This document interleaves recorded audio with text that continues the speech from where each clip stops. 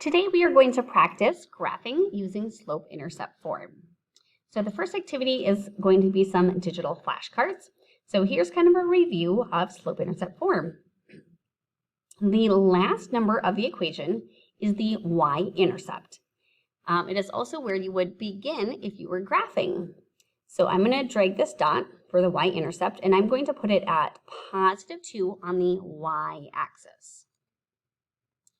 Then you will use the slope, which is the fraction in front of x, to move to the next point. Since it's negative, we're going to go down 4, and then we always run to the right, and we'll go 3 times.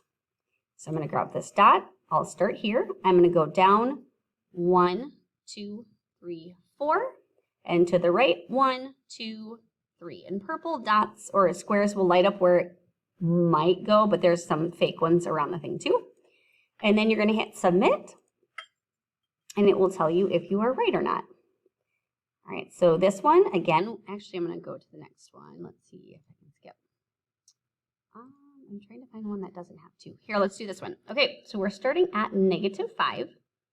So I'm going to move this dot to the y-intercept, which is at -5.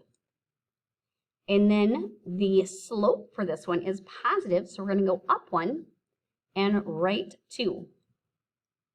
Up 1, right 1, 2.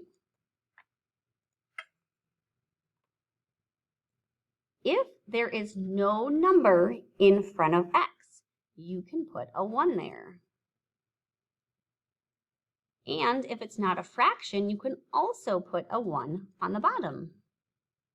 So for this one, we would start at +5, and then we would go down 1 over 1.